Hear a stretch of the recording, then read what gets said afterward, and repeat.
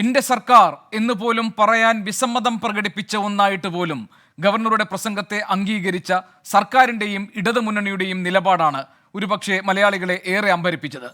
സ്വീകരണം മുതൽ നിയമസഭയിലെ ഓരോ സൂക്ഷ്മ ചലനത്തിൽ പോലും സർക്കാരിനോടും മുഖ്യമന്ത്രിയോടുമുള്ള അനിഷ്ടം പ്രകടമാക്കിയിട്ടും ഒന്നും സംഭവിച്ചില്ല എന്ന മട്ടിലുള്ള സർക്കാരിൻ്റെ പെരുമാറ്റത്തിൽ മറ്റൊരു ഒത്തുതീർപ്പ് ധാരണ വായിച്ചെടുക്കുകയാണ് പ്രതിപക്ഷം.